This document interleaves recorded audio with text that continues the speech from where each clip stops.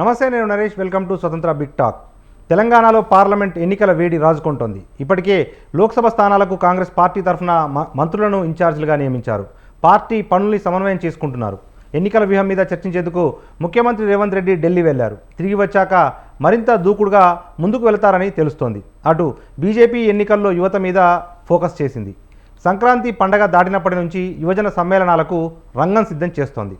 TRS party ఇప్పటికే నియోజకవర్గాల వారీగా సమీక్షలు చేస్తూ అభ్యర్థుల్ని ఖరారు చేస్తోంది. తెలంగాణలో నెలకొన్న పార్లమెంట్ ఎన్నికల సందడి మీద ఇవాల్టి బిగ్ టాక్లో చర్చిద్దాం.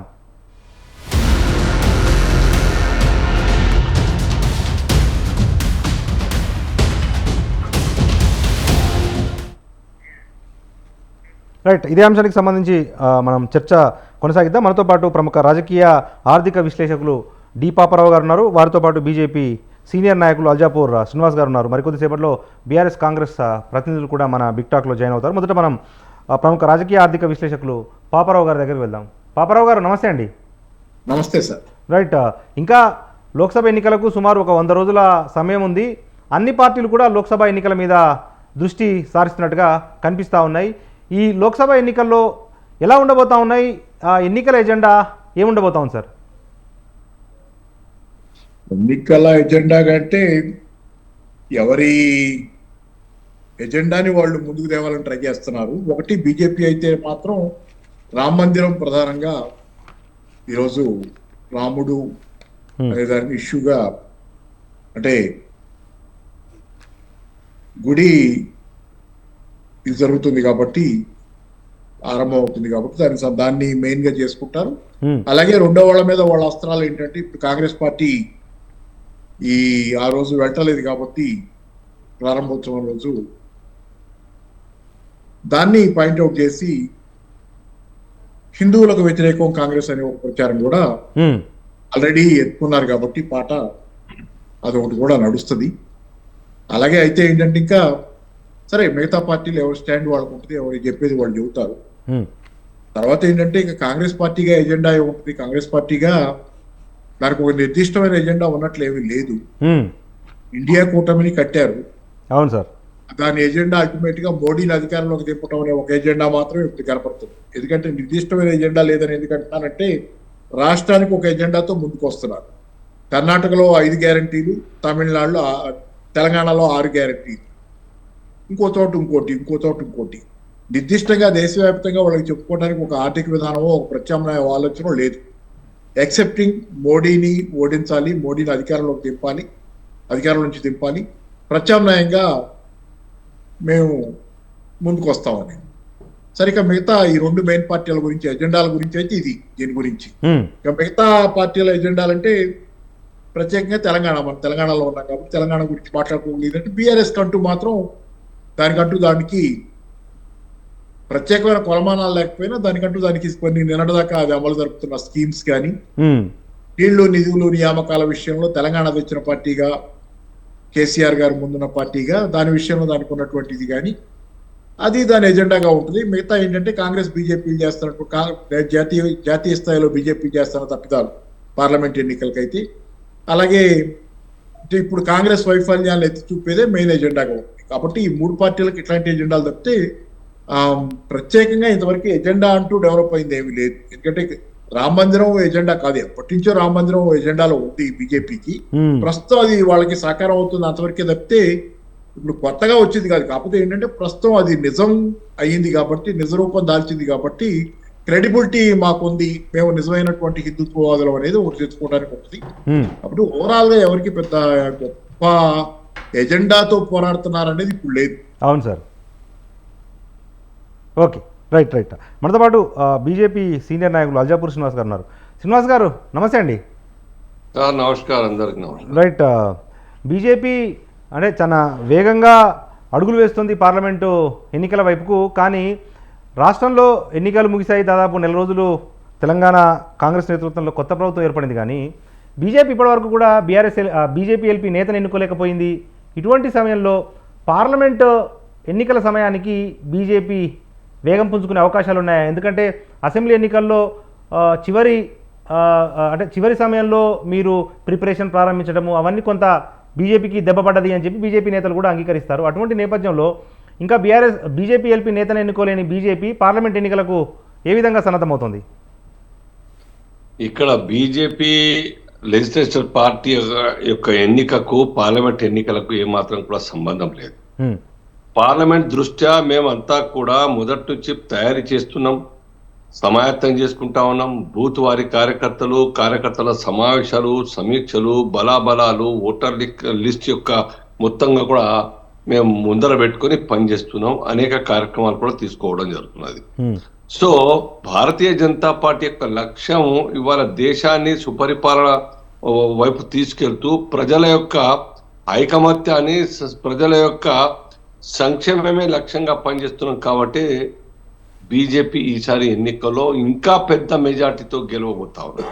ఇవాళ కేవలం మేము మాత్రమే చెప్పడం కాదు, కేవలం భారతీయులు మాత్రమే కాదు, ప్రపంచ నేతలందరూ కూడా మోదీ యొక్క నాయకత్వాన్ని, మోదీ యొక్క దూరదృష్టి యొక్క పరిపాలన దృష్టిలో పెట్టుకొని వాళ్ళు మెచ్చుకుంటా ఉన్నారు. ఇవాళ చూడండి, చైనా సైతం, అమెరికా సైతం, అన్ని భిన్న ధృవాలు ఉన్నటువంటి దేశాలు కూడా బీజేపీతో మిత్రత్వం చేస్తా ఉన్నాయి. అవును, రష్యా కావచ్చు, వియత్నాం కావచ్చు, చూస్తా ఉన్నాం మనం ఏ రకంగా భారత్ వైపు వాళ్ళు వేరే దృష్టితో చూసేటువంటి పరిస్థితి లేదు. వాళ్ళు కూడా ఒకరినొకరు పడి రాకుండా యుద్ధాలు చేసుకుంటున్నారు. కానీ వాళ్ళిద్దరు కూడా బీజేపీతో, భారత్ తోని సఖ్యతతో ఉండేటువంటి ఒక వాస్తవాన్ని చూస్తా ఉన్నాం. కాబట్టి ప్రజలకు దేశ రక్షణ ముఖ్యం. ప్రజలకు భారతదేశం యొక్క భౌగోళిక పరిస్థితుల్లో దేశ ప్రజల యొక్క రక్షణ, ఇవన్నీ కూడా చూస్తున్నారు. బీజేపీ నాయకత్వంలో సబ్కా సాత్ సబ్కా వికాస్ అనే ఒక ఆలోచన, ఆచరణతోని మోదీ నాయకత్వం చూపిస్తా ఉన్న ప్రభుత్వం. కాబట్టి అన్నిటికన్నా మించి ఇమాందారీ వ్యవస్థ నడుపుతా ఉన్నాం. సుపరిపాలన, ఇమాందారీ వ్యవస్థ, అవినీతికి అవకాశం లేకుండా దేశ భద్రతనే లక్ష్యంగా పెట్టుకొని పనిచేస్తున్న దృష్ట్యా దేశాన్ని ఇంకేం కావాలి? ఆయా సమస్యల పరిష్కారం కోసం లోకల్ గవర్నమెంట్స్ ఉంటా ఉన్నాయి. రాష్ట్ర ప్రభుత్వాలు మిగతా సమస్యల పట్ల, మిగతా పరిపాలన దృష్ట్యా ఆయా ప్రభుత్వాలు చేస్తున్నటువంటి ఒక వాటికి కేంద్ర ప్రభుత్వంగా వెన్నుదన్నుగా నిలిచి ఈ యొక్క ఆయా రాష్ట్రాల్లో పరిపాలన సవ్యంగా కొనసాగేటట్టుగా పార్టీలకు, సిద్ధాంతాలకు మరి భిన్నంగా ఉన్నప్పటికీ కూడా ఆయా ప్రభుత్వాన్ని కలుపుకొని పోయి మరి యొక్క పరిపాలన కొనసాగిస్తా ఉన్నది. ప్రజలు చూస్తా ఉన్నారు. 9.5 సంవత్సరాల్లో మత, కుల, వర్ణ, వర్గ ఎటువంటి ఒక తేడా లేకుండా మోదీ గారు సబ్కా సాత్ సబ్కా వికాస్ తోని నడిచినటువంటి 9.5 సంవత్సరాల కాలం చూస్తున్నటువంటి ఒక వాస్తవం కాదా ఇది? ఓకే. కాబట్టి ఇవాళ ఇండి అలయన్స్ అనే గ్రూప్ మీద 29 పార్టీలు కలిసి ఈ దేశాన్ని ముందుకు తీసుకెళ్లడం కోసం కాదు, అభివృద్ధి కోసం కాదు సుమా. మోదీని ఎట్టా ఓడించాలి, మోదీని ఎట్టా అడ్డుకట్టు వేయాలి, 3వ టర్మ్ రాకుండా చేయాలని లక్ష్యంతో ఒకటైతే అది ఎట్లా సాధ్యమవుతుంది? ఆ పొలిటికల్ స్పేస్ ఇక్కడ ఏమాత్రం కూడా లేదు. మేము మాత్రం ఓడించలేము అని భావించి కాంగ్రెస్ పార్టీ అన్ని పార్టీని కొడతాం. ఎవరి నాయకత్వం ఆ యొక్క ఇండియా అలయన్స్ గ్రూప్ ముందుకు పోతాం. ఏ రాష్ట్రంలో ఎవరి పెత్తనం ఉందో వాళ్ళ చాప కింద, గొడుగు కింద వీళ్ళు అడ్జస్ట్ అయ్యేటువంటి పరిస్థితి కాంగ్రెస్ పార్టీ ఈ దేశానికి నాయకత్వం వహిస్తుందా? లేదా రోజుకొక మాట, రోజుకొక గొడుగు పట్టేటువంటి నితీష్ కుమార్ గారు నాయకత్వం వహిస్తారా? అహంకారంతో ఊగిసిపోయి ఉగ్రవాదాన్ని లేదా టెర్రరిజం లేదా దాదాగిరి నడిపేటువంటి మమతా బెనర్జీ నాయకత్వం వహిస్తారా? సమాజ్వాదీ పార్టీ ఒక వర్గానికి కొమ్ము కాసేటువంటి పార్టీ ఈ దేశానికి నాయకత్వం వహిస్తుందా? ఇవన్నీ కూడా సాధ్యం కానటువంటి ఆలోచనలు. ఈ రాష్ట్రాన్ని, ఈ దేశానికి మోదీ నాయకత్వం ఏకైక మార్గం, పరిష్కార మార్గం. కాబట్టి దేశ ప్రజలు మొన్న మధ్యప్రదేశ్, రాజస్థాన్, ఛత్తీస్గఢ్ ఎలా గెలిపించారు చూసినాం మనం. ఓడిపోతుంది ఎవరికి అంచనా లేకుండానే. మధ్యప్రదేశ్ లో వస్తుంది ఎవరు ఊహించలేదు, ఛత్తీస్గఢ్ లో వస్తుంది ఎవరు ఊహించలేదు. ఒక్క బొటాబొట్టిన రాష్ట్రాల్లో వచ్చే అవకాశం ఉందని చెప్పినారు. ఏమైందా? పంచలమైన వారి అంచనాలు, విశ్లేషకులకు అంచనాలు కావచ్చు, పార్టీల అంచనాలు కావచ్చు, లేకుంటే కామన్ మ్యాన్ యొక్క అంచనాలు ఆ 3 రాష్ట్రాలు దిగ్విజయంగా భారతీయ జనతా పార్టీ విజయడంక మోగించి దేశాన్ని అబ్బురపరిచే విధంగా yes is the only man who can lead the country in a proper way and prosperous manner అని చెప్పేసి ప్రజలు మరి సమర్థిస్తున్న విషయం మనం చూస్తాం. కాబట్టి ఈ ఎన్నికలు తెలంగాణలో కూడా అదే రకంగా రిజల్ట్ రాబోతా ఉన్నాయి. మొన్న 4 అయితే ఇవాళ 10 క్రాస్ చేసే లక్ష్యంగా మేము పనిచేస్తా ఉన్నాం. తప్పనిసరిగా ఈ యొక్క ఎన్నికల్లో ఒక వికెట్ ఇప్పుడే అవుట్ అయిపోయింది నరేష్ గారు. ఉండబోదు. రైట్. మనతో పాటు టీపీసీసీ ప్రధాన కార్యదర్శి డాక్టర్ చరణ్ కౌశిక్ యాదవ్ గారు ఉన్నారు మన స్టూడియోలో. చరణ్ గారు నమస్తే. రైట్, ఏంటి ఇప్పుడు మీరు 6 గ్యారెంటీలకు సంబంధించి వెనుకబడి ఉన్నారు. పార్లమెంట్ ఎన్నికలేమో తరుముకొస్తా ఉన్నాయి. మరొక 70-80 రోజుల్లో పార్లమెంట్ ఎన్నికలు వస్తున్న నేపథ్యంలో టీఆర్ఎస్ వరుసగా సమీక్షలు నిర్వహిస్తూ ఉంది పార్లమెంటు నియోజకవర్గాల వారీగా. మరొక వైపు బీజేపీ సైతం మోడీ ఇమేజ్, రామాలయం ఇటువంటి ఎజెండాలతో ముందుకొస్తున్న తరుణంలో ఏంటి మరి కాంగ్రెస్ ఆలస్యానికి? అంటే తెలంగాణ రాష్ట్రంలో కాంగ్రెస్ పార్టీ చాలా దూకుడుగా ముందుకు పోతూ ఉంది. మీరు చూస్తూ ఉన్నారు 30 రోజుల పాలనలో మేము అద్భుతంగా ప్రజాపాలన, ప్రజారంజకమైన పాలన అందిస్తూ ఉన్నాం. దానిలో భాగంగా మేము ప్రజావాణి నిర్వహిస్తా ఉన్నాం. 6 గ్యారెంటీలకు సంబంధించిన అప్లికేషన్ కూడా తీసుకోవడం జరిగింది. స్క్రూటినీ జరుగుతూ ఉంది. అదే కాకుండా మేము 100 రోజుల టైం ఇచ్చినాం. 100 రోజుల టైంలో మేము 30 రోజులు పూర్తి అయ్యడం జరిగింది. దానిలో 2 గ్యారెంటీలు అమలు చేస్తా ఉన్నాం. ఇంకా కొన్ని గ్యారెంటీలు కూడా అమలు చేస్తానికి సిద్ధంగా ఉన్నాం. టీఎస్పీఎస్సీ మెంబర్లు నిన్ననే గవర్నర్ గారు ఆమోదించారు. ఇంకా 2-3 మెంబర్లు రాజీనామా చేసినట్లయితే టీఎస్పీఎస్సీ ప్రక్షాళన అయిపోతే 2 లక్షల ఉద్యోగాల సంబంధించి కూడా నోటిఫికేషన్ ఇస్తానని చెప్పేసి ముఖ్యమంత్రి గారు చాలా స్పష్టంగా ప్రకటించారు. ఇప్పుడు భారతీయ జనతా పార్టీ ఇంత చెప్తా ఉంది కదా, మొన్నటి ఏమన్నారు ముఖ్యమంత్రి తెలంగాణ రాష్ట్రంలో 2-3 డేస్ లేట్ అయితే ఇక అయిపోయింది కాంగ్రెస్ పార్టీ, ముఖ్యమంత్రి నియమించుకోలేదని చెప్పారు. 1 మంత్ అయిపోయింది, ఇప్పటివరకు బీజేపీ నేత లేరు, వాళ్ళ మధ్యనే సైదో గుర్తలేదు. మరి బీజేపీ బీసీని ముఖ్యమంత్రి చేస్తానని చెప్పారు. మరి బీజేఎల్పీ బీసీని చేస్తారా, ఓసీని చేస్తారా చూస్తున్నాం. అదే కాదు, ఎస్సీ వర్గీకరణ విషయంలో కూడా కమిటీ వేస్తుందని చెప్పి ఎలక్షన్ పెద్ద ఎత్తున ప్రచారం చేశారు. ఇప్పుడు ఆ ఎస్సీ వర్గీకరణ అతి గతి ఏదీ లేదు మాట్లాడతారు. మొన్న పార్లమెంట్లో 14 రోజుల్లో 18 బిల్లులు పాస్ చేసుకున్నారు. కానీ ఎస్సీ వర్గీకరణ గురించి ఏమైనా బిల్లు వస్తుందని చెప్పి మేము ఆలోచించి కానీ ఇప్పటివరకు రాలేదు. ఇప్పుడు భారతీయ జనతా పార్టీ ఇంత బలపడదని చెప్తా ఉన్నారు కదా. 2019లో ఎన్డీఏ అసలు అవసరం, ఎన్డీఏ కూటమి అవసరం అని చెప్పిన మీరు 37 పార్టీలతో మరి కూటమి ఎందుకు ఏర్పాటు చేసుకున్నారు? ఇండియా కూటమి చూసి భయపడే కదా మీరు 38 పార్టీలతో కూటమి ఏర్పాటు చేసుకొని ఈనాడు దేశంలో మీరు అన్ని పార్టీ, మీరు అన్నారు కుటుంబ పార్టీతో పొత్తు పెట్టుకుని అన్నారు. అదే జేడీఎస్తో కర్ణాటకలో పొత్తు పెట్టుకుంటా ఉన్నారు. అదేవిధంగా అవినీతి పార్టీలు అని చెప్పేసినటువంటి అజిత్ పవార్ అత్యంత అవినీతి పరుడు అని చెప్పి మీరే ఆర్థిక శాఖ అత్యంత అవినీతి పరుడు 70,000 కుంభకోణం చేసిండు. నేషనల్ కరప్షన్ పార్టీ అని చెప్పి మీరు ఎన్సీపీ అంటే నేషనల్ కరప్షన్ పార్టీ అని చెప్పి మీరు వారితో బతుకుడు. భారతీయ జనతా పార్టీ ఎందుకు 3వ అధికారం రావాలా? కుటుంబ పార్టీ లేదు, అవినీతి పార్టీ లేదు. వారి అధికారం రావడం కోసం రామునైనా చూపిస్తారు, రామమందిరమైనా చూపిస్తారు, పాకిస్తాన్ అని చూపిస్తారు, చైనా అని చూపిస్తారు. 2019లో చైనాను పాకిస్తాన్ బూచిగా చూపించారు, పుల్వామా దాడి, బాలాకోట్, దానిలో అధికారానికి వచ్చారు. 14లో పెద్ద ఎత్తున 2G స్పెక్ట్రమ్ గురించి పెద్ద ప్రచారం చేసి మరి ఏమైందో 2G స్పెక్ట్రమ్ కాంగ్రెస్ పార్టీ అవినీతి చేసిన అన్నారు. ఆనాడు మేము యూపీఏలో మా భాగస్వామ్య పక్షాలను కూడా అరెస్ట్ చేసి జైలు పెట్టినాం. కానీ దాని విషయంలో ఏం తెలుసో కూడా సుప్రీంకోర్టు క్లీన్ చిట్ ఇచ్చిన సందర్భం. అంటే Bharatiya Janata party social media వేదికగా పెద్ద ఎత్తున ప్రచారం చేసుకుంటా ఉన్నది. ఇప్పుడు రామ మందిరం పేరు మీద ఓట్లు వేయించుకున్న ఆలోచనతోటి రామ మందిరం పూర్తి కాలేదు. చాలా ఇప్పుడు ఇది హిందూ ధర్మాలకు వ్యతిరేకం అని చెప్పేసి ఏకంగా శంకరాచార్య సంబంధించిన 4 వాళ్ళు చెప్తా ఉన్నారు, పెద్ద మనుషులు వాళ్ళంతా. అదే కాకుండా ప్రైమ్ మినిస్టర్ గారు అసలు గుడి ఓపెనింగ్ చేయొద్దని చెప్పేసి వారంతా ఇది ఆచారాలకు విరుద్ధం, సనాతన ధర్మానికి వ్యతిరేకం చెప్తా ఉంటే మీరు ఓటు బ్యాంక్ రాజకీయాల కోసం మీరు ఈనాడు రాముని చూపించి ఓట్లు వేయించుకునే పనిలో మీరున్నారు. మరి రామరాజ్యం గురించి మాట్లాడదాం, డెవలప్మెంట్ గురించి మాట్లాడదాం అంటే భారతీయ జనతా పార్టీ చర్చకు రాదు అనేది చాలా స్పష్టం. రైట్. ఓకే సార్, పాపారావు గారు, ఇప్పుడు కాంగ్రెస్ 100 రోజుల్లో 6 గ్యారెంటీలను అమలు చేస్తామని చెప్తా ఉంది. కానీ రాష్ట్ర ఆర్థిక పరిస్థితి సానుకూలంగా లేదు. ఇన్ని స్కీమ్స్కు సపోర్ట్ చేసే ఆర్థిక వనరులు రాష్ట్రానికి ఉన్నాయా? ఒకటి ఆర్థిక పరిస్థితి సరే, లెక్కలు కడితే కనుక 6 స్కీములకి దేనికి ఎంత అవుద్ది అనేది, అది బడ్జెట్ మొత్తం కంటే ఎక్కువ అవుద్ది అనేది గతంలో లెక్కలు వేసాం. సరే, ఆ లెక్కలు కాసేపు పక్కన పెడితే ప్రస్తుతానికి రెగ్యులర్ గా జరుగుతున్న పథకాలు ఏదైతే టిఆర్ఎస్ కింద ఉన్నటువంటి పథకాలు ఉన్నాయో వాటిని తాను కంటిన్యూ చేస్తానని చెప్తున్న వాటిని కూడా ఇప్పటికీ అయితే వాళ్ళే పెట్టుకున్న డెడ్ లైన్స్ ప్రకారంగా చేయలేని పరిస్థితి కనపడుతుంది.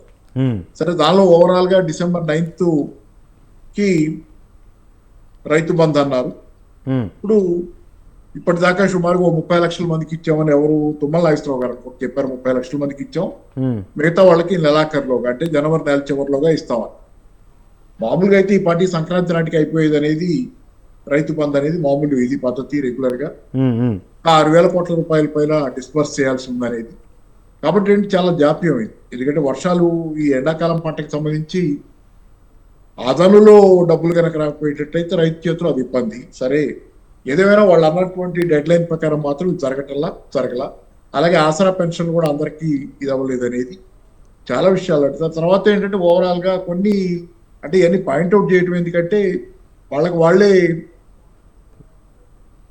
వాళ్ళని వాళ్ళే ట్రబుల్లో పెట్టుకున్నారు కాబట్టి. ఎందుకంటే మీకు మా అసెంబ్లీలో మాట్లాడుతా 6 గ్యారంటీల్లో లేదు కానీ ప్రియాంక గాంధీ గారు ఇచ్చినటువంటి హామీ ఖమ్మం సభలో అనుకుంటా నిరుద్యోగ వృత్తి ఓకే. అదొకటి ఉంది. వీడియో కూడా ఉంది కదా, క్లియర్ గా వీడియో ఆమె చెప్పి నిరుద్యోగ వృత్తి 4,000 ఇస్తామని. ఉమ్, కానీ బట్టి విక్రమార్క గారు మేము చెప్పలేదని అసెంబ్లీలో చెప్పడం అనేది కూడా కొంత అది బాధాకరం, ఇబ్బందికరం, కొంత అది బాగల. ఎందుకంటే దానికి సంబంధించి సరే ఇప్పుడు ఏదో ఈ సంవత్సరం లోపు 2 లక్షల ఉద్యోగాలు ఇస్తాం, ఫిబ్రవరి లోపు అయితే 22,000 ఉద్యోగాలు ఇది ఇస్తామని చెప్పారు. కాబట్టి ఉమ్, ఈ ప్రాసెస్ ఒక దశకు వచ్చిన తర్వాత అయినా దీన్ని ఐడెంటిఫై చేసి ఎవరైతే నిరుద్యోగులు ఉన్నారో వాళ్ళకి నిరుద్యోగ వృత్తి ఇవ్వటం అనేది ఒకటి సరైన ఇది. ఎందుకంటే గతం నుంచి కూడా ఉన్నటువంటి డిమాండ్ టీఆర్ఎస్ ప్రభుత్వం మీద కూడా మెయిన్ ఆరోపణ ఏంటంటే వాళ్ళు 2018 ఎన్నికల్లో నిరుద్యోగ వృత్తి గురించిన ప్రస్తావన తెచ్చి మళ్ళీ ఆ తర్వాత గప్చిప్ మాట్లాడుకుంటూ ఊరుకున్నారు. కాబట్టి అది వాళ్ళ మీద ఉన్న ఆరోపణ, వాళ్ళ మీద ఉన్న గ్రౌల్స్, కొంత కోపానికి అది కూడా కారణం. ఏది Group 1 ఎగ్జామ్స్ లాంటి, Group 1 Group 2 ఎగ్జామ్స్ లాంటి పేపర్ లీకేజీ, ఇతరత్ర హడావుళ్ళు, గొడవలు, వీటన్నిటితో పాటుగా ఇది ఒక కారణం, మెయిన్ కారణం నిరుద్యోగ వృత్తి లేకపోతే. కాబట్టి ఏంటంటే ఆ తప్పిదాన్ని కనుక ఇప్పుడు కాంగ్రెస్ పార్టీ చేసుకునేటట్లయితే ఎన్నికల్లోపుగా మామూలుగా యువతరం మొన్న బీజేపీ ఓటమి, అది టీఆర్ఎస్ ఓటమి వెనక కూడా మెయిన్ గా ఉన్నది ఏంటంటే యూత్ తాలూకు ఆగ్రహం కానీ కోపం కానీ ఉన్నాయి దాని వెనక. కాబట్టి ఏంటంటే ఆ కోపం తన మీదకి మళ్ళకుండా ఇప్పుడు ఇమీడియట్ గా ప్రాబ్లం రాకుండా చూసుకోవాలంటే కనుక నిరుద్యోగ వృత్తి లాంటి విషయాల్లో కొంచెం క్లారిటీ ఇవ్వటం మంచిది. ఉద్యోగాల క్యాలెండర్ ని ఫాలో అవటంతో పాటు వాళ్ళే ఒక క్యాలెండర్ పెట్టుకున్నారు. ఆ క్యాలెండర్ ని ఫాలో అవటంతో పాటు యూత్ కి కూడా మామూలుగా ఇది నిరుద్యోగ వృత్తి గురించినటువంటి గ్యారంటీ. ప్లస్ ఇంకోటి ఏంటంటే ఇప్పుడు ఆ బోర్డుని టీఎస్పీఎస్సీని కాన్స్టిట్యూట్ చేయాల్సిన అవసరం ఉంది. ఎందుకంటే గవర్నర్ గారు దాన్ని క్లియర్ చేశారు కాబట్టి పాత బోర్డు రిజల్యూషన్ ని వాళ్ళని తప్పించడానికి సభ్యుల్ని ఇప్పుడు కొత్త బోర్డు వెంటనే వేసి ఫిబ్రవరి 15కి ఏదో నోటిఫికేషన్ పార్లమెంట్ ఎన్నికలకు వస్తుంది అంటున్నారు. కాబట్టి ఆ తర్వాత వచ్చే ఎన్నికల నిబంధనావళి కిందకి వెళ్లకుండా ఉండాలంటే ఈ లోపుగా సాధ్యమైనంత క్యాలెండర్ వాళ్ళు పెట్టుకున్న దాని ప్రకారం ముందుకు సాగాలంటే తొందరగా బోర్డు దాన్ని కాన్స్టిట్యూట్ చేయడం అనేది అవసరం. ఆ బోర్డు కూడా పక్కాగా పకడ్బందీగా ఉండాలి. ఎందుకంటే యూపీఎస్సీ బోర్డుని కూడా కన్సల్ట్ చేసి వచ్చారు ఈయన, ఎలా పేపర్ లీకేజ్ కాకుండా ఇతరత్ర ఏమేమి జాగ్రత్తలు తీసుకుంటున్నారు వాళ్ళతో ట్రైనింగ్ కూడా ఇప్పిస్తామన్నారు. ఇది లెందీ ప్రాసెస్, మరి దాన్ని వాళ్ళు ఎలా షార్ట్ కట్ చేస్తారో చూడాలి. సో ఓవరాల్ గా ఏంటంటే షేడ్స్ ఉన్నాయి, చాలా షేడ్స్ ఉన్నాయి, కానీ బ్లాక్ షేడ్ అంటే ఎక్కువ ఉంది. అంటే కొంచెం అండర్ పర్ఫార్మెన్స్, చెప్పినంత పర్ఫార్మెన్స్ లేనటువంటి పరిస్థితి. కేవలం ఆర్టీసీ బస్సుల్లో మహిళల ప్రయాణం ఓకే నడుస్తుంది, అయితే బస్సులు సరిపోయినన్ని లేవు, తక్కువ ఫ్రీక్వెన్సీలో వస్తున్నాయి కంప్లైంట్లు ఉన్న నడుస్తుంది ఆ ప్రోగ్రామ్. దాంతో పాటుగా ఏంటంటే మీకు ఆరోగ్యశ్రీ 10 లక్షలు చేశారు, సరే ఎవరు అవసరమైతే వాళ్ళు వాడుకుంటారు, వాళ్ళకి అది రీంబర్స్ అవటం ఇట్లా ఉన్నాయి. కానీ ఓవరాల్ ఏంటంటే చెప్పినవి అన్ని కొంత రెగ్యులర్ గా జరిగే ఏదైతే మనుషులకి ఇప్పుడు ఇమీడియట్ అవసరాలు కొన్ని ఉన్నాయి కదా, రైతు బంధు, ఆసరా, ఇట్లాంటివి ఏంటంటే అదేమో రైతు బంధు రైతులకు ఇమీడియట్ గా అదనులో ఎండాకాలం పంటకు అవసరం, ఆసరా ఏమో రోజువారీ ఏ రోజుకి ఆ రోజు బతికే జీవితాలు లాంటి వాళ్ళు సామాన్య జనానికి ఆసరా పెన్షన్ ఒక నెల రాపోయిన ఇబ్బంది. కాబట్టి ఇట్లాంటి విషయాల్లో చాలా అండర్ పర్ఫార్మెన్స్ ఉంది. కాబట్టి కాంగ్రెస్ పార్టీ ఎన్నికలకు వెళ్లే నాటికి అన్పాపులర్ అవ్వకుండా ఉండాలంటే ఇప్పటికే కొంత బిగిన్ అయింది ఆ స్టిగ్మా అనేది రకరకాల విషయాల్లోంచి. అది అన్పాపులర్ అవ్వకుండా ఉండాలంటే వాళ్ళు టిఆర్ఎస్ మీద విచారణ జరుపుతున్నారు. కాళేశ్వరం విచారణకి చేశారు, దాని మీద జలమండలి మీద అట్లా 10 చోట్ల ఎక్కడో చోట్ల రైడ్ చేసి ఫైల్స్ అన్ని తీసుకున్నారు, అన్ని చేస్తున్నారు. That is good. ప్యారలల్ గా అది నడిస్తే పర్వాలా, ఏం అభ్యంతరం లేదు. ఇంతవరకు ఆ విచారణ జరగటం, మేడిగడ్డ కుంగిపోవటం మీద జరుగుతున్నటువంటి అధ్యయనం అది ఎందుకు జరిగిందని చూస్తున్నారు కదా, అవన్నీ మంచిదే. They let them do. ఏదేమైనా everything has to come clean, తెలియాలి ఏదేంటి అనేది. అయితే రెండోది ఏంటంటే నేను చెప్పేది, వీళ్ళ ఫోకస్ మొత్తం ఎదుటి వాళ్ళని టీఆర్ఎస్ ఏం చేయలేదు, లేకపోతే టీఆర్ఎస్ చేసిన తప్పుల్ని పాయింట్అవుట్ చేసే టైము బహుశా తర్వాత చాలా టైం ఉంది ఇంకా ఎన్నికల తర్వాత వీళ్ళు తీసుకోవడానికి. ఇప్పుడు దాని మీద ఫోకస్ పెట్టేటట్లయితే ప్రజలు మెయిన్ ఇష్యూస్ నుంచి డైవర్ట్ చేస్తున్నారు మనల్ని అనేది ఫీలింగ్ ఖచ్చితంగా వస్తుంది. ఎందుకంటే వాళ్ళకి సమస్యలు కనుక ఉండేటట్లయితే, జనానికి ఖచ్చితంగా ఇబ్బందులు కనుక ఉండేటట్లయితే వాళ్ళు ఈ టిఆర్ఎస్ మీద విచారణ చేయటం, టిఆర్ఎస్ గురించిన తప్పులు అనటం, దీన్ని పెద్ద పాజిటివ్ గా తీసుకో. అలా కాకుండా ఏంటంటే మీరు జనానికి చేయాల్సింది చేస్తానే ఇప్పుడు ఈ విచారణలో ఇంకోటో నిర్ణయించుకొని చేస్తే దాన్ని జనాలు అభ్యంతరం పెట్టు, దాని వాళ్ళకి పెద్ద ప్రాబ్లం కూడా ఉండదు. ఏమైనా తప్పులు గిప్పులు తేలితే కనుక వాళ్ళు కూడా సంతోషిస్తారు మీరు బాగానే ఉంటారని. కాబట్టి ఏంటంటే నేను చెప్పేది ఈ రోజు మీరు కేవలం టిఆర్ఎస్ మీద దాని తప్పులు మీద ద్వారా సర్వైవల్ అనేది సాధ్యం కాదు. Okay right. అంటే సార్ ఇప్పుడు కాంగ్రెస్ పార్టీ ఏంటంటే 100 రోజులు అనేది చాలా తక్కువ సమయము, మేము చేయలేకపోయినా ప్రజలు అర్థం చేసుకుంటారు అన్న ఒక కాన్ఫిడెన్స్. అప్పుడు తెలీదా 100 రోజులు? ఎప్పుడు 100 రోజులే కదా, ఎన్నికల ముందు అయితే 100 రోజులు ఆలోచిస్తే 100 రోజులు అయితే 24 గంటలు ఇంటూ 100 రోజులు, అది అందరికీ తెలిసిందే కదా లెక్క. 100 రోజులు తక్కువ టైం. మరి ఇప్పుడు ఎవరన్నా మాట్లాడితే, ఎవరు మాట్లాడారో నాకు తెలియదు కానీ అలా ఎవరన్నా మాట్లాడితే అది ఎస్కేప్ లాగా ఉంటుంది తప్పితే సమర్థం లాగా ఉంటుంది. మామూలుగా కూడా వాళ్ళు 100 రోజులు అడగట్లా, మామూలు పద్ధతి కూడా అదే. ఏ పార్టీ అయినా అధికారంలోకి వచ్చిన తర్వాత 100 రోజుల దాకా ఎవరు మాట్లాడరు, ఆ తర్వాత మాట్లాడతారు. మామూలు సాధారణమైన పద్ధతి. దాన్ని ఇప్పుడు ప్రత్యేకంగా చెప్పుకుంటున్నాం కావాలని 100 రోజులు అనే ప్రస్తావన వస్తుంది తప్పితే మామూలుగా 100 రోజుల దాకా ఆగాలి, 100 రోజుల తర్వాత మాట్లాడుకోవచ్చు ఆ ప్రభుత్వం గురించి అనేది చాలా సర్వసాధారణంగా జరిగే విషయం ఇది. కాబట్టి ఏంటి 100 రోజులు చాలా తక్కువ సమయం అంటే ఎవరికి? అందరికీ అదే 100 రోజులు కదా. ఏ గవర్నమెంట్ అధికారంలోకి వచ్చినా అదే 100 రోజులు, ప్రతిపక్షానికి అదే 100 రోజులు, పాలక పక్షానికి అదే 100 రోజులు, మీకు అదే 100 రోజులు, నాకు అదే. ఆ 100 రోజుల్లో మీరు చేస్తారనే కదా, మీరు చేయాలని, మీరు చేస్తారని మీరే తీసుకున్న కమిట్మెంట్. కాబట్టి 100 రోజులు చాలా తక్కువ టైం అంటే రేపు పొద్దున 5 ఏళ్ళు కూడా తక్కువ టైం ఒక టర్మ్ ఇవ్వమని అడిగితే అట్లా అవ్వదు కదా. ఎందుకంటే మీరు చెప్పింది మీరు చేసుకుంటే వెళ్తారు. చిన్న చిన్న విషయాలు, పైగా రైతు బంధు మామూలుగా ఆల్రెడీ సిస్టమ్ అంతా ఎస్టాబ్లిష్ అయి ఉంది. బటన్ ప్రెస్సింగ్ లాగేగా ఒక రకంగా చెప్పాలంటే బ్యాంక్ అకౌంట్ లో డబ్బులు వెళ్ళాలి, ఆసరా అంతే వెళ్ళాలి. మినిమం అవి చేసుకుంటే వెళ్తా. తర్వాత 100 రోజులు మీరు టైం పెట్టుకుంటే 6 గ్యారంటీ చేయడానికి. కాబట్టి అది నెమ్మదిగా మినిమం ఏ టైంకి జరగాల్సిన ఆ టైంకి మీరు పెట్టుకున్న టైంకి చేసుకుంటూ వెళ్తే మిగతా జనాలు పట్టించుకోరు, అంత సీరియస్ గా తీసుకోరు. విచారణ లాంటివి జరిగితే అప్పుడు హర్షిస్తారు. అసలు వాళ్లే సమస్యల్లో ఉండి ఇటు పక్క ఎవరి గురించో మేము విచారిస్తున్నాం, ఎవరినో పట్టుకొస్తాం, ఇప్పుడు మా సంగతి చెప్పమంటారు. రైట్ రైట్ సార్, మనతో పాటు అల్జాపూర్ శ్రీనివాస్ గారు ఉన్నారు, బీజేపీ సీనియర్ నాయకులు.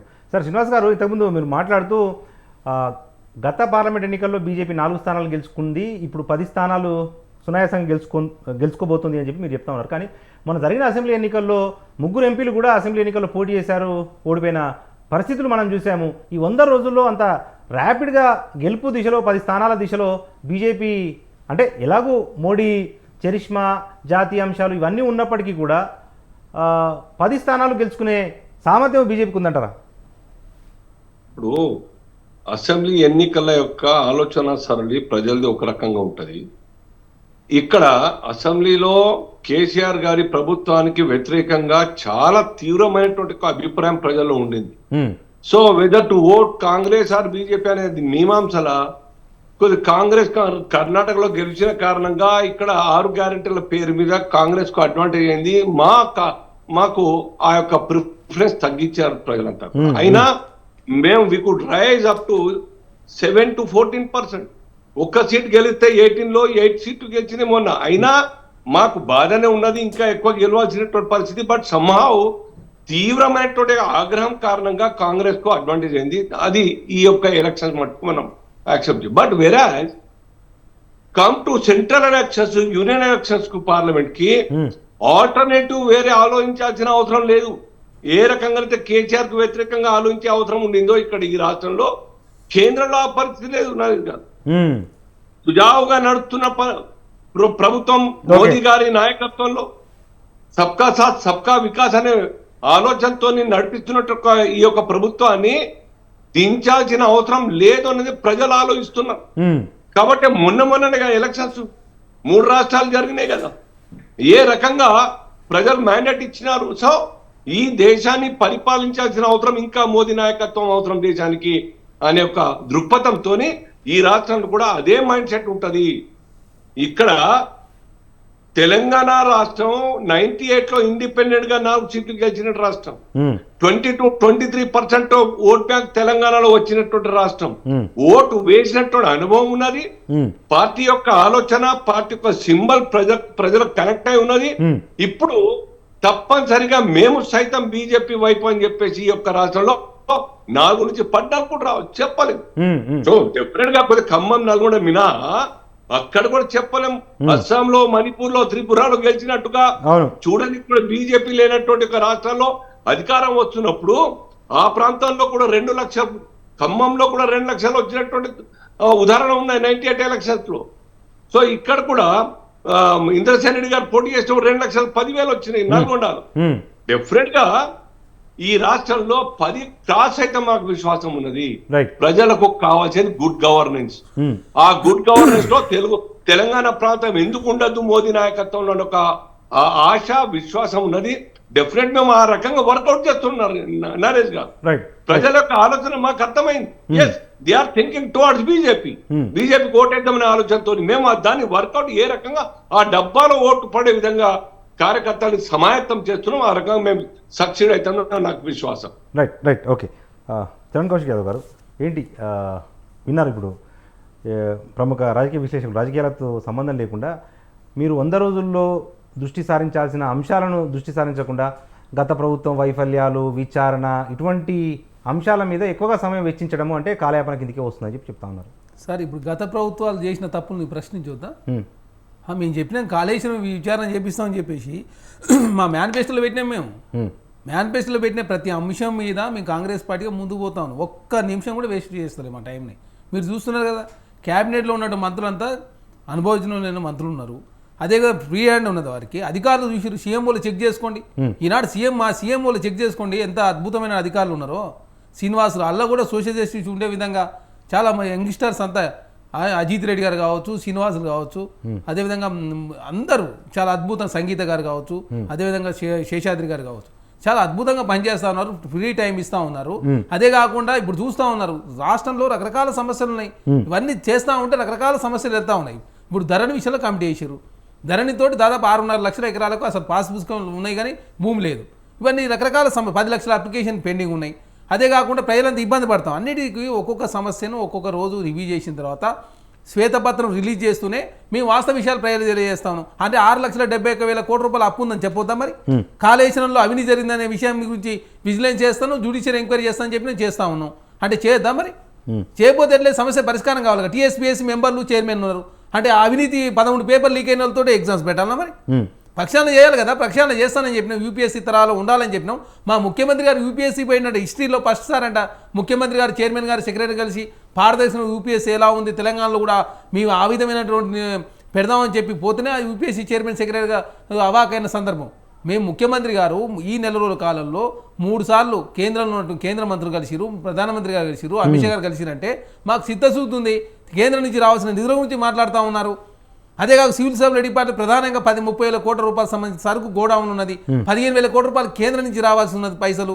కొన్ని ఇబ్బందులు పోయినసారి టీఆర్ఎస్ పార్టీ డిసెంబర్లో ప్రారంభించి మార్చిలో కంప్లీట్ చేసిరు రైతు బంధు. మరి ఎందుకు మాట్లాడలేదు? మీరు అందరూ ఉన్నారు కదా. మరి అదే కాదు 20వ తారీఖు వరకు జీతాలు వేయలే. మరి మీరు 4వ తారీఖు లోపించిన ఎందుకు మాట్లాడరు మీరు? అంటే బస్సులలో మహిళలు ప్రయాణం చేద్దాం. మరి 400 బస్సులు కొత్త సంక్రాంతి కొనుగోలు చేసినాం మేము. అంటే వీళ్ళు 250 కోట్ల రూపాయలు రియంబర్స్మెంట్ చేస్తా ఉంది ఆర్టీసీ ప్రతి సంవత్సరం, ప్రతి నెల. అదే కాకుండా 66% ఆక్యుపెన్సీ రేటు 80% పెరిగింది. దాదాపు 9 కోట్ల మంది మహిళలు ఆర్టీసీలో ప్రయాణం చేశారు. అంటే మీరు ఒక్కొక్క విషయం గురించి ప్రతిపక్షాలు చెప్తున్న సలహాలను మేము స్వీకరిస్తూ ఉన్నాం, ప్రజా సంఘాలు చెప్పిన సలహాలు స్వీకరిస్తూ ఉన్నాం, మీడియా యథేచ్ఛ వార్తలు రాసుకొని చెప్తా ఉన్నాం, ప్రెస్ మీట్లు యథేచ్ఛ జరుగుతూ ఉన్నాయి, సెక్రటరీకి ప్రజలు వస్తూ ఉన్నారు, ప్రజావాణి జరుగుతూ ఉంది. మేము ఇచ్చినట్టు 6 గ్యారెంటీ విషయంలో మేము ఆల్రెడీ అప్లికేషన్ తీసుకున్నాం, ఆల్రెడీ గైడ్లైన్స్ ప్రిపేర్ అవుతా ఉన్నాయి. ఇప్పుడు కూడా పెన్షన్ కావచ్చు, అదేవిధంగా అప్లికేషన్ కూడా ఎంఆర్ఓ ఆఫీస్లో, మున్సిపల్ ఆఫీస్లో కావచ్చు, ఎండిఓ ఆఫీస్లో అప్లై చేసుకోవచ్చు అని చెప్పినాం చాలా స్పష్టంగా. మేము ఇంత పారదర్శకమైన పాలన అందిస్తూ ఉంటే ఇక మీరు విమర్శ చేస్తే చేసుకోండి, ప్రజలు నిర్ణయిస్తారు. అదే కాదు, మేము టీఎస్పీఎస్సీ విషయంలో చూసినాం ఎలాంటి రాజకీయాలు తావు లేకుండా అద్భుతంగా ఉండేటువంటి మెంబర్లు లేచి, చైర్మన్ లేచి యూపీఎస్సీ తరాలు ఎగ్జామ్స్ పెట్టాలని చెప్పి ప్రభుత్వం భావిస్తూ ఉంది. దానిలో భాగం 100 రోజులు మేము అమలు చేస్తామని చెప్పిన దానిలో భాగం ముందుకు పోతా ఉన్నాం.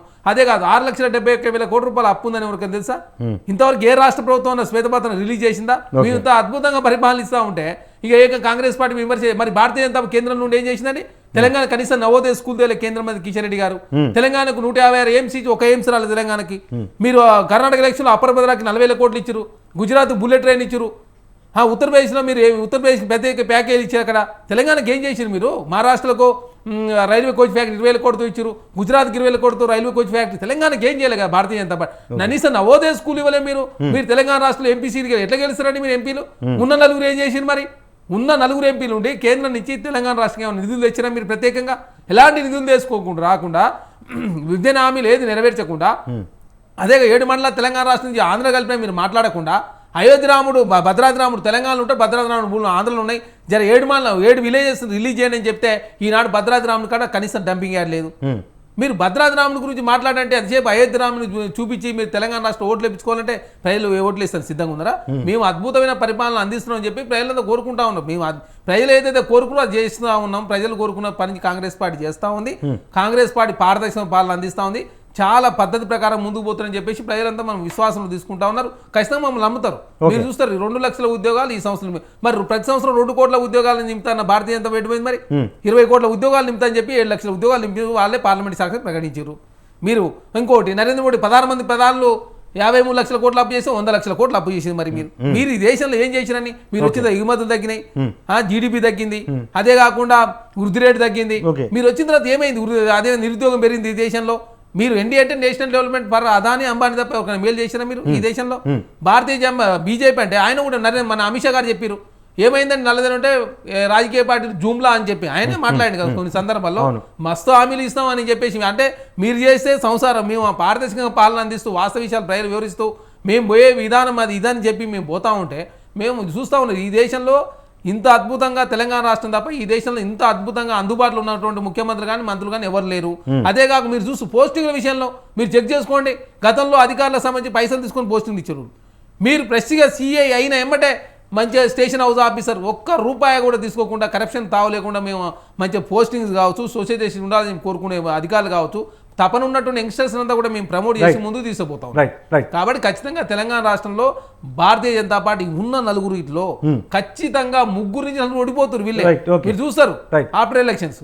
రైట్ ఓకే, ఇదే అంశానికి సంబంధించిన సార్ బాబారావు గారు. అంటే ఇప్పుడు ఈ రామాలయ విషయానికి వస్తే నిన్న మీరు కూడా చూసుంటారు, శ్రీనటి విజయశాంతి కాంగ్రెస్ సీనియర్ నేత ఈ భద్రాద్రి రామాలయాన్ని కేంద్రం పట్టించుకోలేదు, అయోధ్య రాముని ఏ రకంగానైతే కేంద్రం ఆదరిస్తుందో భద్రాద్రి రాముని కూడా ఆదరించాలి, మోడీ గారు కానీ అమిత్ షా గారు కానీ ఒక్కసారి కూడా భద్రాలయాన్ని అంటే భద్రాచలం రాములవారి దేవాలయాన్ని దర్శించుకోలేదు అని ఒక విమర్శ చేశారు. నిజంగా అయోధ్య రాముడు భద్రాద్రి రాముడు అనే డిబేటు నిలుస్తుందంటారా సార్? అంటే అది లోకల్ ఫర్ లోకల్ లాగా భద్రాద్రి రాముడు అని స్థానికంగా మనకి భద్రాద్రి అనేది చాలా పాపులర్. భద్రాద్రి రాముడిని ముందుకు తేవటం అంటే జనరల్ గా ఏంటంటే బీజేపీతో కంటెస్ట్ దగ్గరికి వచ్చేసరికి పోటాపోటీ రాజకీయం దగ్గరికి వచ్చేసరికి దాని రాజకీయంతో ఎదుర్కోవాలనే లెక్కలో తయారైనటువంటి వాతావరణం అవుతుంది. బీజేపీ రాముడు అంటుంది కాబట్టి అయోధ్య రాముడు అనే దానికి ప్రత్యామ్నాయంగా భద్రాద్రి రాముడు ముందుకు తేవటం అనే ఒక ఆలోచన కొంత దీనిలో ఉంది, దానిలో కాదలనేది. అది రెండోది ఏంటంటే నిజంగానే రాముడు అన్నప్పుడు అందరూ అన్ని చోట్ల రాముడు తిరిగిన చోటే కదా భద్రాద్రిలో కూడా రాముడియో పాదాల గుర్తులు ఉంటాయి రాళ్ల మీద. నేను కూడా చిన్నప్పుడు వెళ్ళినప్పుడు అక్కడ చూసాము. అందుకని ఏంటంటే రాముడు తిరిగాడు దక్షిణాదికి వెళ్లే క్రమంలోనే అక్కడ అట్నికి వెళ్ళాడు అనేది ఒకటి. సరే ఏదేమైనా ఏంటంటే మరి అది కూడా దానికి కూడా ఒక ప్రాధాన్యత ఇవ్వాలి కదా. అన్ని దేవాలయాలకి వెళ్ళటం మోడీ గారికి కుదురుద్దా లేదా అనేది పక్కన పెడితే భద్రాద్రి రామాలయానికి కూడా ప్రాధాన్యత ఉంది, చారిత్రక ప్రాధాన్యత ఉంది. కేవలం మధ్యలో వచ్చింది ఇది కాదు కాబట్టి దానికి ఆ ప్రాధాన్యత ఇవ్వాల్సిందే. రెండోది ఏంటంటే ఇక్కడ నేను ఇవన్నీ ఎన్నికల రాజకీయాలు అంటానికి ఆఖరికి అయోధ్య రాజకీయం కూడా ఎన్నికల రాజకీయం అని చెప్పి సోనియా గాంధీ వీళ్ళు మాట్లాడితే నేను పట్టించుకునే ఉంటాను. రాజకీయ నాయకులు మాట్లాడితే వాళ్ళు బీజేపీలు అంటారు, బీజేపీ శంకరాచార్యులు శంకరాచార్యులు పీఠాధిపతులు 9 ఈ రోజు దాని మీద ఇవన్నీ అంత ఎన్నికల రాజకీయం అందుకే మేము వెళ్ళడం ఓట్ల కోసం చేస్తున్నారు. ఇది ఇప్పుడే ప్రారంభోత్సవం ఏంటి, గుడి పూర్తి కాకముందే అది వ్యతిరేకం, దేనికి ధర్మవిరుద్ధం, శాస్త్రానికి వ్యతిరేకం అని వాళ్ళు చెప్తుంటే అది అందుకని ఏంటంటే ఇవన్నీ మనం ఎన్ని మాట్లాడినా అది ఎంత అంటే దాని భక్తులు తెలుసుకోవాల్సింది అలాంటి వాళ్ళు మధ్యలో దూరి మాట్లాడేది కాదు. తర్వాత రెండోది ఏంటంటే ఇక్కడ నేను అనేది ఒకటి ఇందాక మిత్రులు మన కాంగ్రెస్ నుంచి సార్ చెప్పారు ఏంటంటే కిరణ్ గారు ఏంటంటే ఆయన అచ్చంగా ఎట్లా ఆయన మాట్లాడేది మొత్తం నాకు ఎలాగే ఉందంటే 3 నెలల క్రితం బీఆర్ఎస్ వాళ్ళు మాట్లాడుతున్నట్టుగా ఉంది. ఎందుకంటే ఇదే కంప్లైంట్ చెబుతున్నారు ఏంటి నిధులు రావటం లేదు, కేంద్రం నిధులు సరిగ్గా ఇవ్వటం లేదు, ఆ నిధులు కంప్లైంట్ ఎంత రావాల్సింది చెప్పారు కదా. అలాగే నవోదయ స్కూల్ ఇవ్వలేదు, వాళ్ళు 0 చెబుతుండేవాళ్ళు. పలానా స్కూల్ మనకి ఎన్ని వచ్చినాయి 0, పలానా స్కూల్ ఏంటంటే మనకి ఏమి ఇవ్వలేదు కేంద్రం అనేది అచ్చంగా అదే ఉపన్యాసం మళ్ళీ గుర్తొచ్చింది కిరణ్ గారు అని చెబుతుంటే. కాకపోతే ఏంటంటే కిరణ్ గారు అన్నదానిలో మేము చాలా పారదర్శకంగా పరిపాలిస్తున్నాం అంటే బహుశా రేవంత్ రెడ్డి గారు ఏమైనా ప్రయత్నం చేస్తుండొచ్చు, నేను చెప్పలేను ఆయన గురించి కూడా. కానీ ఆయన ఇప్పటికైతే అయితే నేను ఒకటే అనేది ఏంటంటే మీకు ఇవాళ పొద్దున పయనీర్ పత్రిక చూస్తుంటే ఆయన కూడా చూడమని నేను సలహా ఇస్తున్నాను. చిన్నది పయనీర్ పత్రికలో జీవోలు వెబ్సైట్ లో పెట్టడం కొన్ని ఈ గవర్నమెంట్ కూడా గతంలో బీఆర్ఎస్ గవర్నమెంట్ చాలా వెబ్సైట్లు చాలా జీవోలు వెబ్సైట్ లో పెట్టకపోతే రేవంత్ రెడ్డి గారు కోర్టుకి వెళ్ళి ఆ జీవోల సారాంశం తెలుసుకోవడం కోసం కోర్టుకి వెళ్ళినటువంటి సందర్భం ఉంది. కానీ మరి ట్రాన్స్పరెంట్ గా ఉంటానని చెప్తున్న ఈ ప్రభుత్వం ఏదైతే ఆ ప్రభుత్వం మీద రహస్యంగా ఉంది, తప్పులు చేసిందని చెప్పినటువంటి వీళ్ళు కూడా అన్ని జీవోలు పెడుతున్నటువంటి వాతావరణం వెబ్సైట్ లో పెడతలేదు అనేది ఇవాళ పైనీర్ లో కింద వాళ్ళు పెద్ద వార్తా కథనం వచ్చింది. కాబట్టి ఏంటంటే ఎంత ట్రాన్స్పరెంట్ ఎవరు ట్రాన్స్పరెంట్ అనేది నెల రోజుల్లోనే మళ్ళీ మీ మీద కూడా ఆరోపణ రావడంతో మీరు ఎంత నిలకడగా ఎంత ట్రాన్స్పరెంట్ గా ఎంతకాలం ఉండగలరు అనే ప్రశ్న కూడా ఉంది. అందుకని ఏంటంటే ట్రాన్స్పరెంట్ కాదంటే అలా ప్రయత్నం చేస్తూ చేయొచ్చు, కానీ దిద్దుకోవాల్సినవి కూడా చాలా ఆల్రెడీ బిగిన్ అయినాయి, ఆల్రెడీ తప్పులు బిగిన్ అయినాయి, దిద్దుకోవాల్సినవి కూడా బిగిన్ అయినాయి అనేది మాత్రం ఖచ్చితంగా నిజం. కాబట్టి ఏంటంటే రోజు కేంద్ర ప్రభుత్వ సహకారం లేకపోవటం అనేది ఎవరు ఎదిరిస్తే వాళ్ళకి కేంద్ర ప్రభుత్వ సహకారం లేదు. అయితే ఆ మాటకు వస్తే అంత మీకు గవర్నర్ గారు ఇది ఉంది కదా, ఇది మన బోర్డు, ఈ టిఎస్పిఎస్సి బోర్డు రద్దుకి తొందరగా ఆ మాత్రం తొందరగా క్లియర్ చేయటం అదొకటి పెద్ద విశేషమే. ఎందుకంటే గతంలో బీఆర్ఎస్ ప్రభుత్వం ఉండగా చాలా కాలం పాటు చాలా బిల్లులు పెండింగ్ లో ఉంటే ఆ దగ్గర అట్లా ఉండిపోతే క్లియర్ అవ్వకుండా సుప్రీంకోర్టుకి వెళ్ళి మరీ క్లియరెన్స్ తెచ్చుకునే పరిస్థితి కూడా ఉంది ఆ రోజు. కాబట్టి ఏంటి సరే ఏదేమైనా ఏంటంటే ఇప్పుడు దేవుడు రాముడు ఆధారాలు ఉన్నాయి. ఇప్పుడు నేను అనుకోవటం ఏంటంటే భక్తి అనేది నిజంగా భక్తి ఉంటే, భక్తి భావం ఉంటే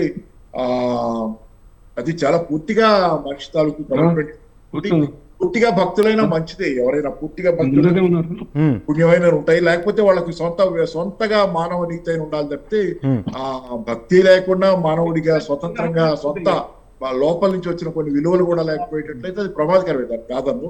కాకపోతే వీళ్ళు సోనియా గాంధీని విమర్శిస్తున్నారు కదా, ఏమిటి ఆమె రాలేదు కాబట్టి ఆమె హిందువుల వ్యతిరేకని. మరి శంకరాచార్యులు ఏమంటారో కూడా చూడాలి వాళ్ళు. సోనియా గాంధీని అయితే అన్నారు హిందువుల వ్యతిరేకని, శంకరాచార్యులు ఏమంటారో కూడా చెప్పాలి వాళ్ళు.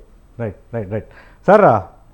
అల్జాపూర్ శ్రీనివాస్ గారు, టీఆర్ఎస్ గతంలో కేంద్రం మాకు సహకరించలేదు, తెలంగాణకు అన్యాయం చేసింది, కొత్తగా ఏర్పడ్డ రాష్ట్రానికి అదనంగా నిధులు మంజూరు చేయలేదు అన్న విమర్శలు చేసింది. అది అంతిమంగా బీజేపీకి నష్టం చేసింది మొన్నటి ఎన్నికల్లో. ఇప్పుడు తాజాగా కాంగ్రెస్ కూడా అదే అస్త్రాన్ని బీజేపీ మీద ప్రయోగిస్తూ ఉంది. ఆ ప్రశ్నలకు కేంద్రం కానీ బీజేపీ కానీ ఏం సమాధానం చెప్తుంది సార్? ప్రజలు ఆ కారణం చేత భారతీయ జనతా పార్టీకి నష్టం చేసిండ్రు అని అది కరెక్ట్ కాదండి. మన అందరికి కూడా తెలుసు, పరిపాలనా సిస్టమ్ లో పర్ క్యాపిటల్ రేషియో ప్రకారంగానే ఈ యొక్క ఫండ్స్ అన్ని కూడా అలొకేట్ అవుతాయి. ఎక్స్ట్రాడినరీ ప్రివిలేజ్ కారణంగా ప్రధానమంత్రి గారు కొంత స్పెషల్ ఫండ్ రిలీజ్ చేసే అవకాశం ఉంటుంది. దట్ ఆల్ డిపెండ్స్ అపాన్ పరిస్థితులు బట్టి నీడ్ బేస్డ్ ప్రాజెక్ట్స్ ఏమైనా అవసరం ఉంటే చేస్తారు. అవి కూడా స్టేట్ వైడ్ వస్తూ ఉంటాయి. అన్ని రాష్ట్రాల్లో ఆ పవర్ తోని ఇవ్వాలని సాధ్యంగా ఫండ్స్ ఉండవు.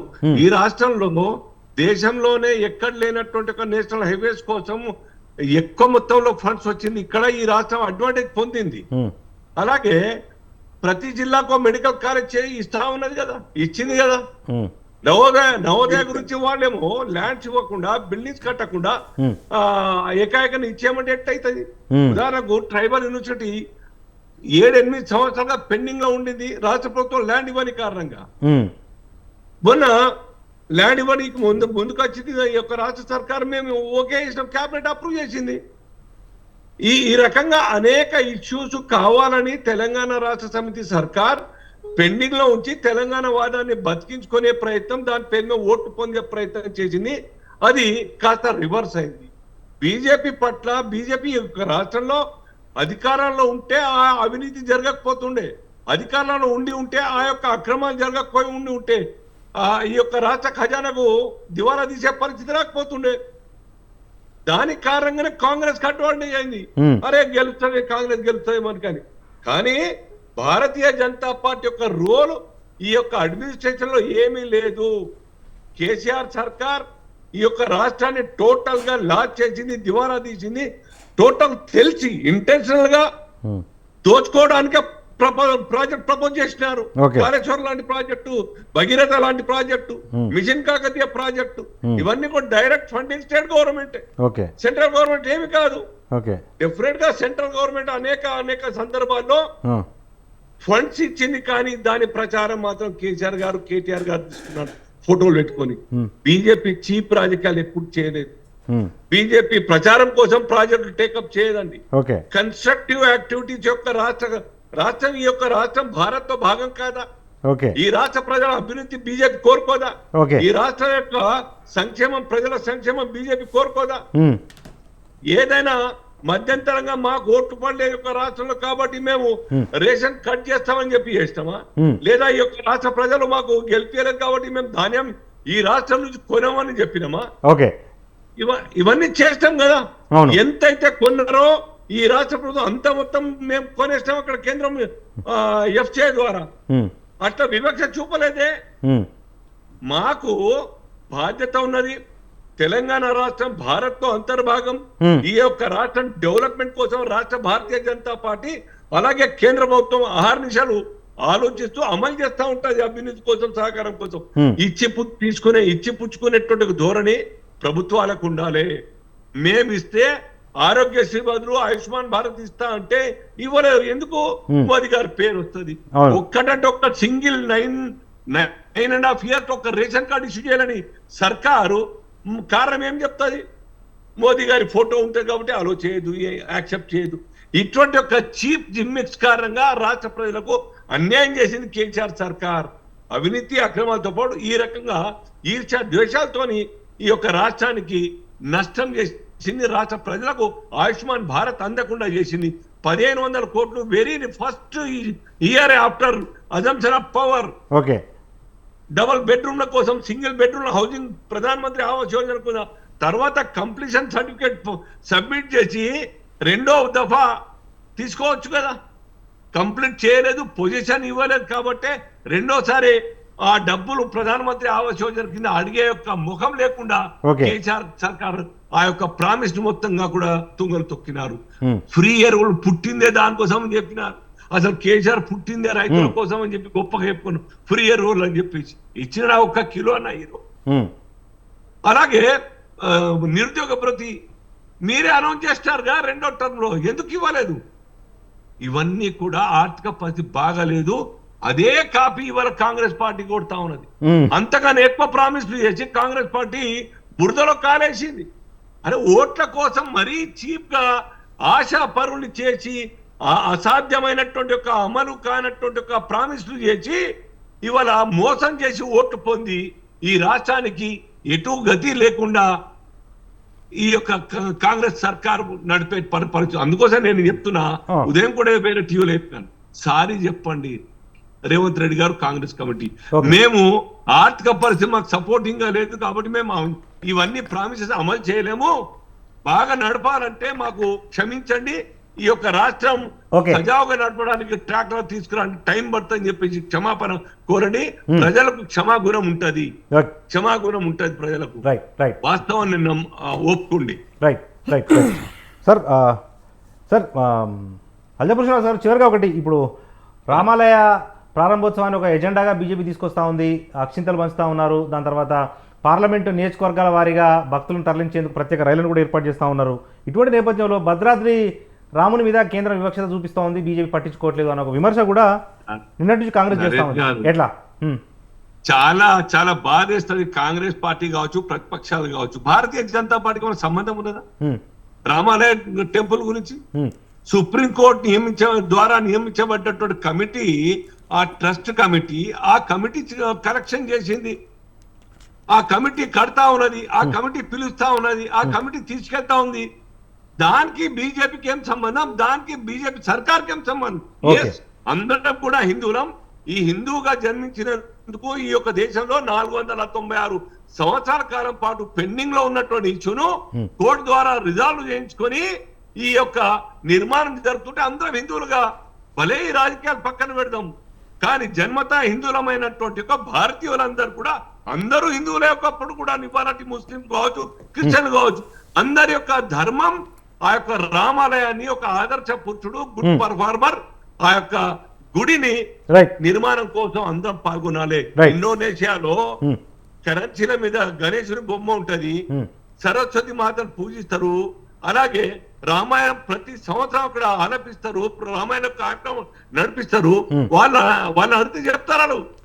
మేము భలే మతం పేరు మీద మేము ఆరాధన ముస్లిమే కావచ్చు, కానీ ఈ యొక్క పురాతన మా పూర్వీకులంతా కూడా హిందువులే, రాముడు మా వంశజుడే, Right. మా పూర్వీకుడు అని చెప్పి చెప్తారు. ఇక్కడ కూడా అదే Right. Okay. Right. వస్తాను. ఇక్కడ ముస్లింస్ లో మాట్లాడుతూ Right. ఉన్నారు. నేను వస్తాను. కాబట్టి రాజకీయాలకు అంటగట్టకండి దీన్ని. Right okay right Charan Kaushik Yadav గారు, ఇప్పుడు కేంద్రాన్ని బూచిగా చూపించినా కూడా టీఆర్ఎస్ ఓటమిని తప్పించుకోలేకపోయింది. తిరిగి మీరు ఇప్పుడు కేంద్రాన్ని బూచిగా చూపిస్తున్న ఈ క్రమంలో కర్ణాటక ఎన్నికల ఫలితాలతో జోష్ వచ్చింది, కానీ కర్ణాటకలో హామీలు అమలు చేయట్లేదు, తెలంగాణలో కూడా అమలు చేయరు అన్న ఒక ప్రధాన విమర్శను అటు బీజేపీ చేస్తామని బీఆర్ఎస్ చేస్తామది. ఏం చెప్తారు? అసలు కర్ణాటక రాష్ట్రంలో ఎక్కడ అమలు చేయలేదు కాంగ్రెస్ పార్టీ.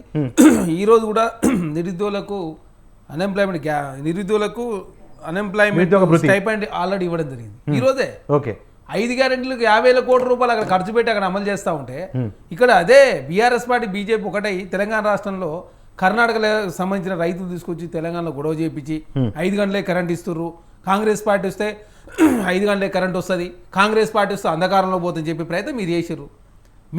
మీరు అంటా ఉన్నారు ఇప్పుడు మీ ముక్కుని ఎలగరాలని. మరి మీరు ఇచ్చిన హామీలు ఏంది? మరి మీరు 2 కోట్ల ఉద్యోగాలు ఇస్తానని చెప్పి నరేంద్ర మోడీ గారు 20 కోట్ల ఉద్యోగాలు ఇవ్వాలా రావాలి. ఈ దేశం మొత్తం అప్లపాలై నరేంద్ర మోడీ వచ్చిన తర్వాత దేశం ఏమైనా పెరిగిందా? రూపాయి ఏమైనా పతనం కాకుండా కాపాడిండా? ఎగుమతులు పెంచిండా? లేకపోతే నిరుద్యోగం తగ్గించిండా? లేకపోతే అప్పులు తీసుకోకుండా ఉన్నాడా? మీరేమన్నా మీరు మొత్తం ప్రభుత్వాలు 13 ప్రభుత్వాలు గుడిసిరు. ఆదర్శ పురుషుల్లాగా నరేంద్ర మోడీ గారు దేశం మొత్తం తిరిగి స్పీచ్లు ఇస్తే ఏమైనా అర్థం ఉందా? మీరు ప్రజాస్వామ్యం కూని చేసిందే మీరు దేశంలో ప్రతిపక్ష పార్టీలు పార్లమెంట్లో లేకుండా మీరు దాదాపు 18 బిల్లులు పాస్ చేసుకున్నారు. మీకు ప్రజాస్వామ్యం మీద గౌరవం లేదు. మీరు ఇప్పుడు ఏకంగా మరి ఎందుకు భారతీయ జనతా పార్టీ నాయకులు విమర్శ చేస్తూ ఉన్నారు? తలంబ్రాల గురించి కావచ్చు, అయోధ్య ఓపెనింగ్ పోనని చెప్తే మరి భారతీయ జనతా పార్టీకి ఏం సంబంధం? మీరు అంటున్నారు సంబంధం లేదని. ఓకే, మీకేం సంబంధం అసలు? మీకు సంబంధం లేదు, ఎందుకు విమర్శ చేస్తా ఉన్నారు? సోనియా గాంధీ గారు తిరుగుతారు, ఖర్గే గారు తిరుగుతారు, ఇండియా కూడా ఉన్న పార్టీలను తిట్టే ప్రయత్నం మీరు ఎందుకు చేస్తా ఉన్నారు? మీకు సంబంధం లేదు కదా. ఓకే, రాముడు ఆదర్శప్రాయుడు అందరూ తెలుసు. ఏమన్నా భారతీయ జనతా పార్టీ వచ్చిన తర్వాత ఈ దేశంలో హిందూ మతం ఉన్నట్టు 5,000 సంవత్సరాల నుంచి హిందూ మతం చెక్కు చెదరకుండా ఆనాడు ముస్లిం రాజులు పాలించినా కూడా ఈ దేశంలో హిందూ మతం చెక్కు చెదరలే. మీరు వచ్చిన తర్వాత ఈ రాష్ట్రాల మధ్య కులాల మధ్య పంచాయతీ పెట్టి మీరు ఎంతసేపు ఓటు బ్యాంక్ రాజకీయాల కోసం, మీరు ఎగ్జిస్టెన్స్ కోసం మీరు ఇవన్నీ కంటిన్యూ చేస్తూ ఉన్నారు. మీరు మణిపూర్లో అల్లరి జరుగుతూ ఉంటే దేశం మొత్తం మణిపూర్ గురించి ఆలోచిస్తూ ఉంటారు. మణిపూర్ పోలే ప్రధానమంత్రి గారు ఈ దేశంలో ప్రజల పౌరుల మీద మీకు ప్రేమ లేదని చాలా స్పష్టం. అక్కడ మసీదుల గురించి చర్చిలు కూలినాయి. అదే టెంపుల్ చాలా 700 టెంపుల్, దాదాపు 200 టెంపుల్ కొలాప్స్ అయినాయి అక్కడ. మీకు మణిపూర్లో ఇంత ప్రేమ హిందుత్వం గురించి మాట్లాడమని టెంపుల్ అక్కడ కూలిపోయినప్పుడు పోయి కనీసం పరామర్శించాలి అక్కడ. అదే కాదు సంక్రాంతి వచ్చింది ఇప్పుడు కాదండి, సంక్రాంతి వచ్చింది, ఎవరు పోయిరండి? అమిత్ షా గారు పోయిరు, నరేంద్ర మోడీ గారు పోయిరా? ఆనాడు ఇండియా కూడా ప్రతిపక్ష పార్టీలంతా అవిశ్వాస తీర్మానం పెడితే పార్టీలందరూ బయటకు పంపించి మీరు చర్చ చేసిరు. మీరు ఇంత అంటారు ఇందులో గురించి. మరి రైల్వే సంక్రాంతి పండుగ తర్వాత రైల్వే ఛార్జీలు పెంచారు అంటే ఇందులో వ్యతిరేకమా? మీరు ఇందులో వ్యతిరేకం అన్నట్టే కదా. మీరు ఎట్లా పెంచుతారు మీరు ఛార్జీలు? అంటే మీరు సంక్రాంతి వచ్చి ఛార్జీలు పెంచి మీరు మన ఎన్డీఏ కూటమి అధికారులు ఉండి మీరు ఛార్జీలు పెడితేనే మీరు ఇందులోకి వ్యతిరేకం కాదు. అదే మేము ఏమైనా చేసి ఉంటే ఇందులోకి వ్యతిరేకం. లేదు ముస్లింల పండుగ ఏమన్నా కాంగ్రెస్ పార్టీ ఏమైనా ఇచ్చింది అనుకోండి, జీవో ఏదో పైసలు జారీ చేస్తే వాళ్ళు ముస్లింస్ అంటే మీరు ఇప్పుడు ఇందులో వ్యతిరేకమా మీరు? అదే కాకుండా ఇప్పుడు తలంబ్రాలకు సంబంధించి పెద్ద ఇష్యూ చేస్తాం. ఇప్పుడు రాముడు తలంబ్రాలు అనేది అక్షింతలు అనేది చాలా పవిత్రమైనవి. మొత్తం మీరు తలంబ్రాలు ఇంకా దేవుడు టెంపులే ఓపెన్ కాలేదు, పునఃప్రతిష్ఠ జరగలేదు, తలంబ్రాలు పంచుతా ఉన్నారు. మరి ఎక్కడి నుంచి వచ్చిన తలంబ్రాలు? దేవుని తలంబ్రాలా లేకపోతే ఇక్కడే తయారు చేసినంటే వాళ్ళు ఇందులో వ్యతిరేకులు. కాంగ్రెస్ పార్టీ అంటే సెక్యులర్ పార్టీ, అంటే కాంగ్రెస్ పార్టీ ఏమన్నా మతాలకు వ్యతిరేకమా? సర్వ మతాలను గౌరవించేది కాంగ్రెస్ పార్టీ. ఈ దేశంలో సర్వ మతాలు గౌరవించింది కాబట్టి ఈనాడు ఇంతవరకు ఎన్ని మతాలు బతికున్నాయి, రాష్ట్రాల హక్కులు కాపాడిన పార్టీ ఈనాడు భారతీయ జనతా పార్టీ కూడా. మీరు పెట్టినటువంటి పార్టీ సిద్ధాంతం ఏంది, మీరు వ్యవహరించే విధానం ఏంది? మీరు ఏమంటున్నాం? రామరాజ్యం గురించి మాట్లాడదాం రండి. మరి రామరాజ్యంలో ప్రజలు ఆనాడు అధిక ధరలతో ఇబ్బంది పడలేదు, డీజిల్ గ్యాస్ రేట్లు పెరగలేదు, ఆహార ధాన్యాలు ఈ రోజు ఏ విధంగా ధరలు పెరుగుతున్నా అర్థం చేసుకోవాల్సిన అవసరం ఉంది. కాబట్టి దాని గురించి చర్చ చేద్దాం అనేది అది చర్చ చేయకుండా ఎంతసేపు రాముడు టెంపుల్ మీరు చూపించి ఓట్లు వేయించుకునే ప్రయత్నం మీరు చేస్తా ఉన్నారు. మీరు వచ్చిన తర్వాత జీడిపి పెరిగిందా, వృద్ధి రేటు పెరిగిందా, రూపాయి పతనంగా కూడా కాపాడిరా, నిరుద్యోగం పెరిగిందా తగ్గిందా, ఈ దేశంలో అప్పులు పెరిగిన చర్చ చేద్దాం. మీరు వచ్చిన తర్వాత ఏమైనా కొత్తగా ప్రభుత్వ రంగ సంస్థలు ఏమైనా స్థాపించిరా, లేకపోతే రాష్ట్రాల మధ్య ఏమన్నా మీరు కొత్తగా ప్రభుత్వాలు కూల్చకుండా ఉన్నారా, లేకపోతే ప్రజాస్వామ్యాన్ని మీరు కాపాడిరా తెలుస్తుంది. అరే మీరే వ్యతిరేక కరప్షన్ పార్టీలు అని చెప్పి మీరే పొత్తు పెట్టుకుంటారు, కుటుంబ పార్టీలను మీరే పొత్తు పెట్టుకుంటారు, ఇండియా కూటమిలో పార్టీలన్నీ ఏకమైన అని చెప్పేసి మీరే 35 పార్టీలతో ఎన్డీఏ కూటమి ఏర్పాటు చేసుకో. అన్ని మీరు చేస్తే కరెక్ట్, వేరే వాళ్ళు చేస్తే తప్పెట్లయితుందండి. అంటే దేశంలో భారతీయ జనతా నాయకులు ఒక్కలే హిందూ సంప్రదాయాలు కావచ్చు అని గౌరవిస్తురా? మీ పార్టీలోకి వచ్చిన వాళ్ళంతా మా పార్టీ నుంచి అస్సాం ముఖ్యమంత్రి ఎవరని హేమంత్ బిస్వాల్ శర్మ కాంగ్రెస్ పార్టీ నుంచి పోయిన వాళ్ళు. మీరే దేశంలో ప్రతిపక్ష పార్టీల మీద సిబిఐ దాడులు చేస్తారు, ఈడీ దాడులు చేస్తారు. అసదుద్దీన్ ఓవైసీ గారి మీద ఈడీ పోదు, సిబిఐ పోదు, అదేవిధంగా కేసీఆర్ గారి ఫ్యామిలీ మీదకి మాత్రం పోతుంది. ఏమనంటే ప్రభుత్వం మీదకి పోతామంటే ఇప్పుడు ఏమంటారు తెలంగాణలో కాంగ్రెస్ ఉందా సిబిఐ రాయండి అంటే మేము అప్పుడు ఆనాడు ప్రతిపక్షంలో ఉన్నాం కాబట్టి ఆనాడు సిబిఐ విచారణ చేయమని చెప్పినాం. మీరు ఆనాడు చేయలేదు. మీరు కనీసం కోర్టు కన్నా పోయినా పోలే. మేమేమంటున్నాం తెలంగాణ మేమే అధికారంలో కాబట్టి మా చేతిలో పవర్ ఉన్నప్పుడు మీకు సిబిఐ ఈడీ ఇన్కమ్ ట్యాక్స్ మీ జేబు సంస్థలు బీఆర్ఎస్ పార్టీ బీజేపీ 9 సంవత్సరాల కాలం పాటు పనిచేసారు కాబట్టి కేసీఆర్ గారు కాపాడతారు కాబట్టి మేము ఈడీకి సిబిఐ కానీ కోరడం లేదు. మా కాడ పవర్ ఉన్నప్పుడు మేము మీ కాడికి ఎందుకు వస్తాము? మేము అంత అద్భుతమైన పరిపాలన అందిస్తా ఉంటే మేము చెప్తున్నాం కదా రేపు పార్లమెంట్ ఎలక్షన్ తర్వాత తెలుస్తుంది వీళ్ళు ఏమనుకుంటా ఉన్నారు గతంలో లాగా కాంగ్రెస్ పార్టీ ఉంది దేశంలో కూడా ఓడించవచ్చు అని. మా తప్పుల మూలంగా మీరు గెలుస్తారు తప్ప మీరు చేసిన డెవలప్మెంట్ మూలంగా మాత్రం మీరు అధికారులకు రావడం లేదు అనేది చాలా స్పష్టం. ఓకే, ఇది ఇవాళ బిగ్ టాక్. మన బిగ్ టాక్లో పార్టిసిపేట్ చేసిన రాజకీయ ఆర్థిక విశ్లేషకులు డాక్టర్ డి పాపారావు గారికి, వారితో పాటు TPCC general secretary doctor Charan Kaushik Yadav గారికి, బీజేపీ సీనియర్ నాయకులు అల్జాపూర్ శ్రీనివాస్ గారికి అందరికీ కూడా ధన్యవాదాలు. ఇది ఇవాళ బిగ్ టాక్. చూస్తూనే ఉండండి స్వతంత్ర.